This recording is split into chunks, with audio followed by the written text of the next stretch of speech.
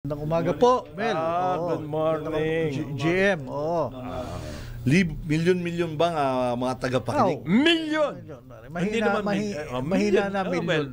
Huwag mo nang gawin. Pag sinama-sama mo yung ilang taon. Hindi, pag ilang views dito, sigurado, makakarami ka. Marami. Lalo na ganito importanteng topic. Magkano nagagastos o naibibigay na charity ng PCSO para sa sa health? Alam ko yan ang sentro ng inyong charity work, health. Yep. Sa kabuuan ng aming mga nalilikom, 15% yan ng 30% ng gross namin, ng sales namin ay napupunta sa charity o kawang gawa, no? Pero malaking bahagi niyang 30% na yan kung ang gross sales namin ay pumapatak ng mga 60 billion, so 30% yan will have to go to charity. Ayun. Pero broken down sa PhilHealth, kami ang malaki rin, 40% of our charity goes to the universal health care.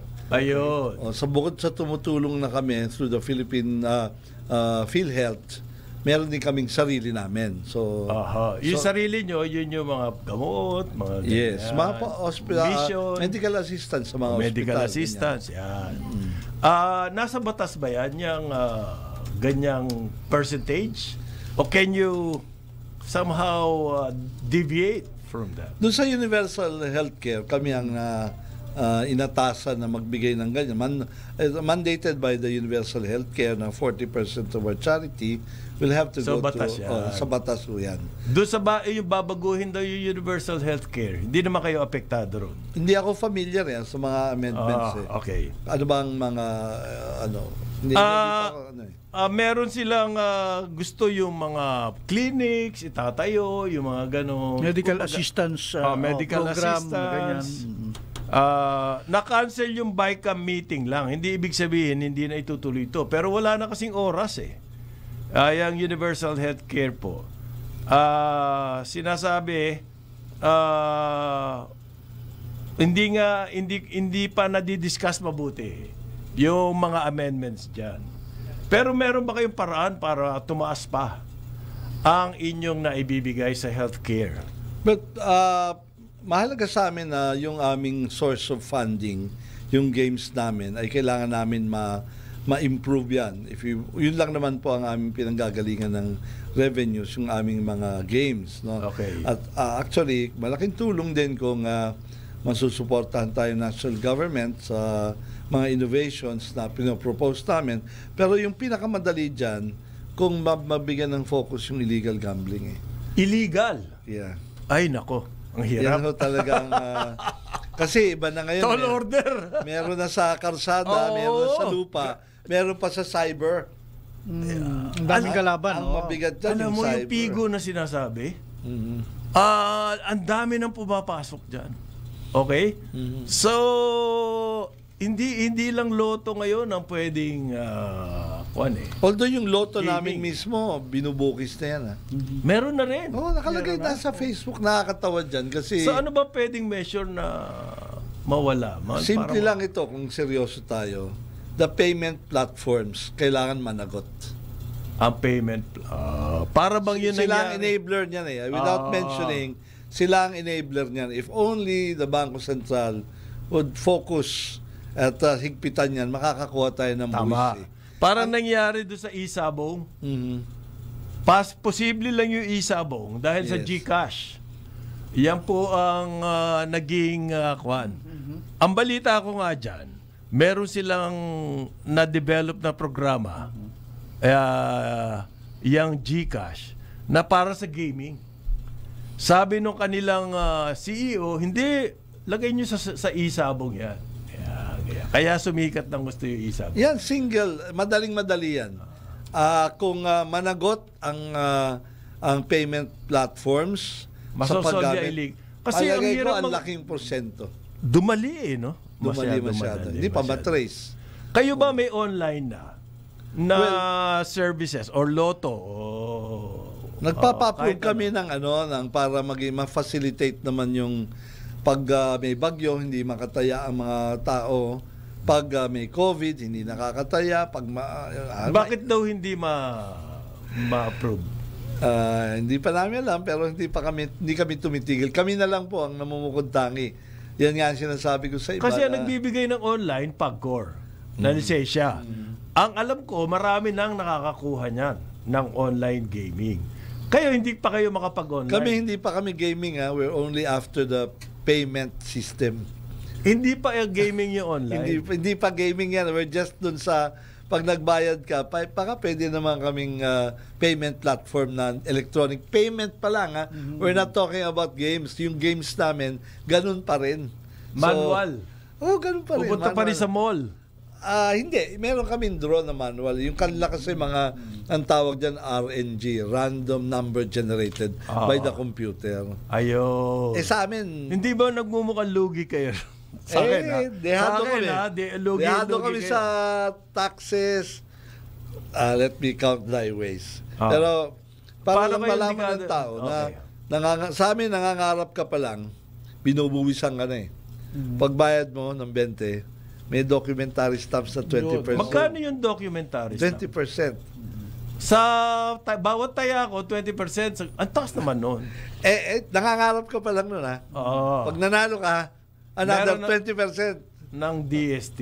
Ng price, tax. How is that compared to the documentary stamps of other, like say, stock market? Ang alam ko, 0.01 ata yan. Pagcor nga is 5% lang. Ang Pagcor. Kayo 20%. 20% sa... What explains the difference? Hindi ko alam. Actually, may mga schools of thought na sabi na hindi yan dapat. On the same, you cannot have different types of taxation on the same, di ba? Class legislation. Class legislation. Ako naman kawawa naman kami tumataya sa loto. So ngayon, GM ang sinusulong nyo ay babaan niya, ma-reduce yung documentary stamp. Well, malaking tulong yan. Ako nga, How does it go?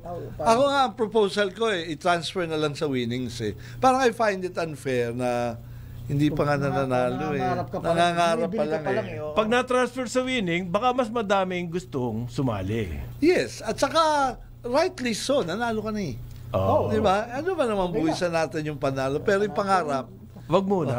Wala.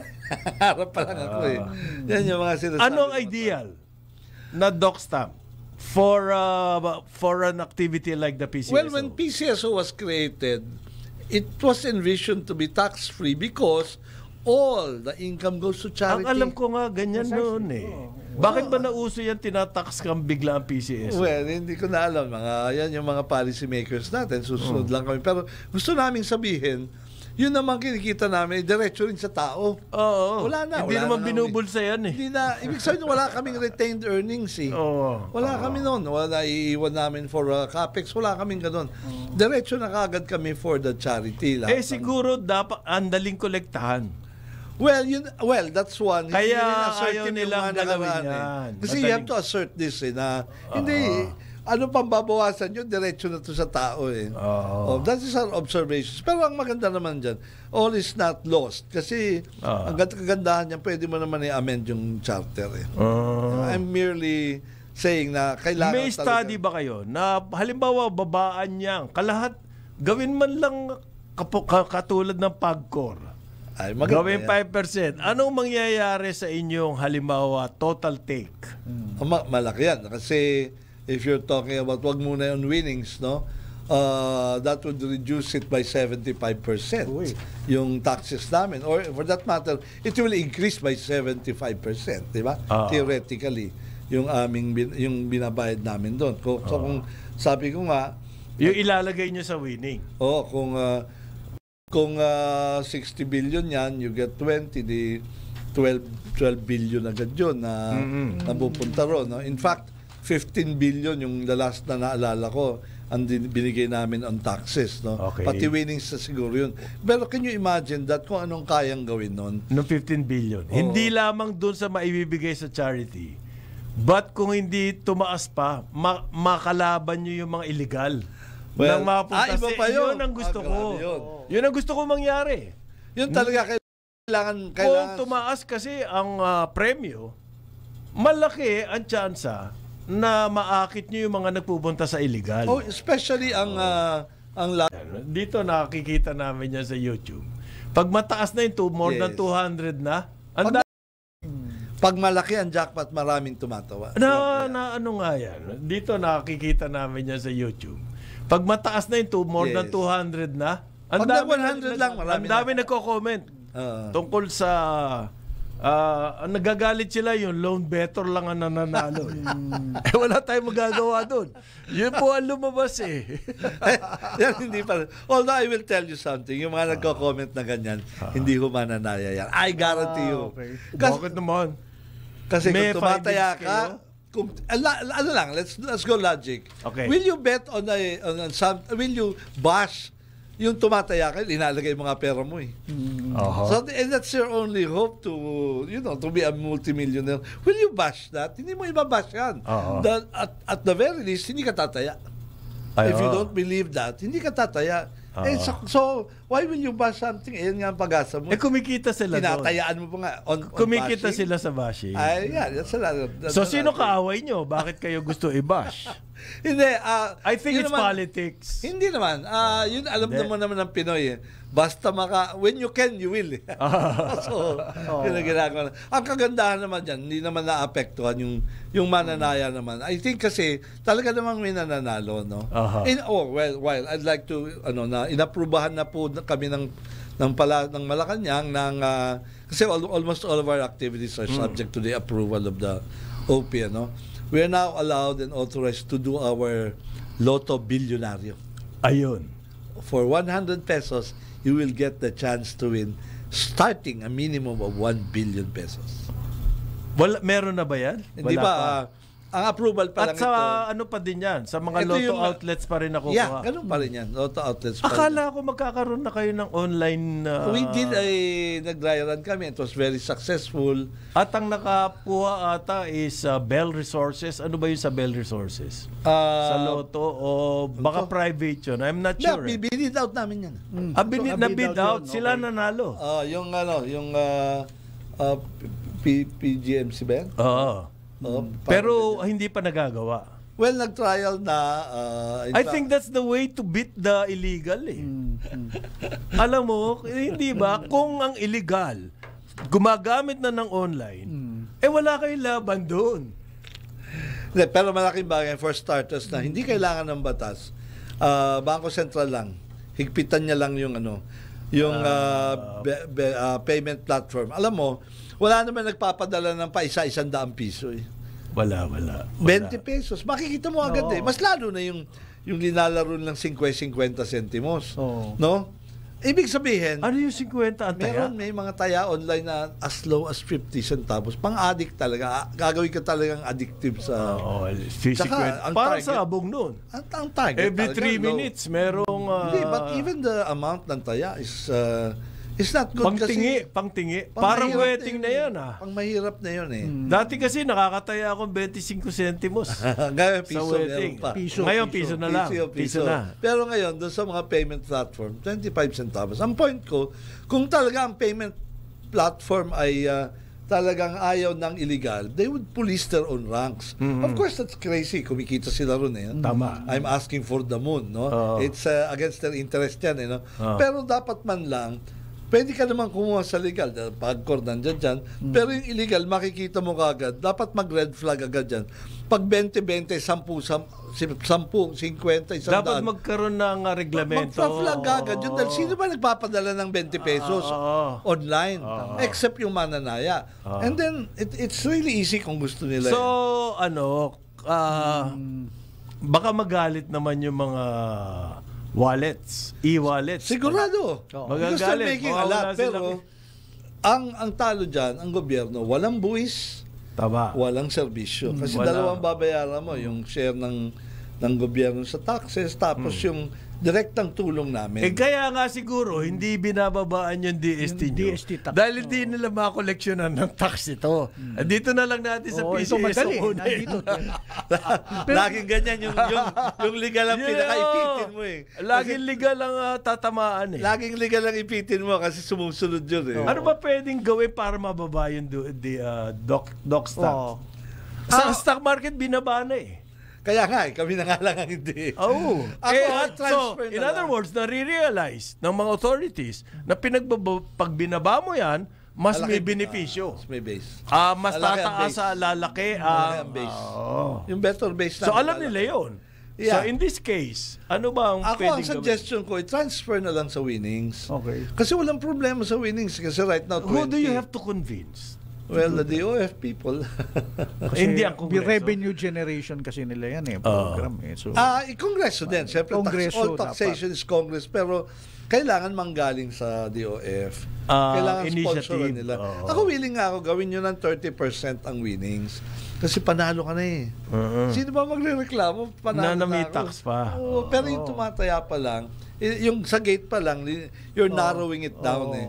Pag nanalo na siya, like for example, yung bilyonaryo namin na game. Pag nanalo ka dyan, casino ba naman yung 20%? Maski 50% kunin mo 30 kung nga. 1 billion ang panalo ka. 30 na nga, i-transfer na natin doon. Yun ang bala kong yan. Malaki. Ilipat na sa winnings. Pero ilang klase, may tumataya kasi, ako sasabihin ko, ganun ako. Tumataya ako dahil gusto ko lang makapag-contribute. Yes, At the meron same time, ganyan. may chance ako na maging may na baka Meron ganyan. tumama. Karamihan. Ang hirap kasi yung maghahangad ka agad. Oo. Hindi kung maghahangad ka, pupunta ka sa Pagcor Games eh. Iyon. Ito, ibang klase ito. This is the community playing, pooling their money. Kaya nga sabi ko, kaya importante sa akin magkaroon ng online kasi maraming gustong tumulong. Paano naman ako, yung 2-in-1 na sila eh. Tumutulong na ako, may chance pa ako. Baka manalo pa ako. Oh, yun ang malaking, yun ang unique selling proposition namin. Yung charity, na mandato kami. Yung mga agencies na into gaming, walang mandate yan. CSR lang yan. On Sana the nga magawa nyo yan, maibaba na yung DST. Okay? Alam nyo ho, busy itong aming bisita ngayon, kaya bibigyan na lang natin siya ng pagkakataon for some words. Ano po ba mga pwede nyong Naka-ano eh. anong tip? Anong tip? Meron ba tip dyan sa PCSO? Walang tip? Bayang maunlad. Ayan! June 12 eh. June 12. Ay, hindi, Monday kasi meron kaming plug na... Usual yan. So pakakawalan na po natin si GM Mel Robles, pero gusto natin siyang bigyan ng pagkakataon. Your message to the public, sir. Magandang umaga po sa inyong lahat. Papaalala ko lang po na kami po ay nandito at handang tumulong.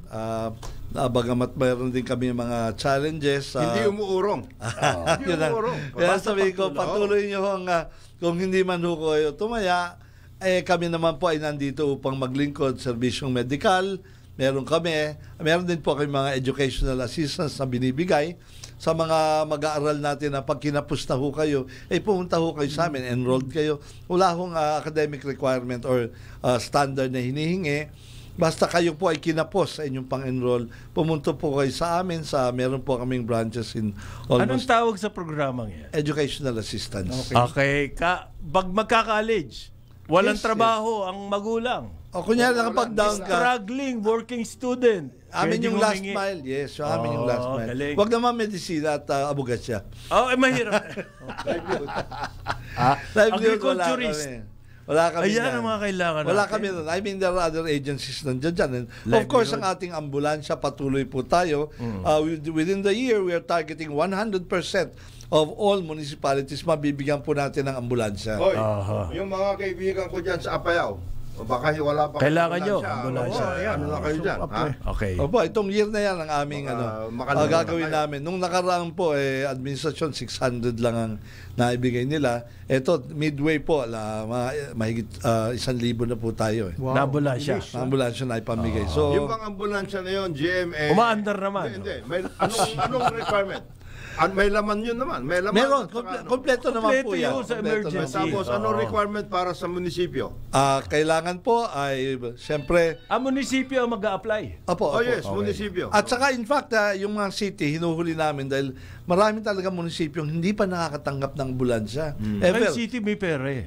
Yeah. Tapos yung mga 4th, 5th class, wala na masyadong pumapansin dyan kahit saan eh.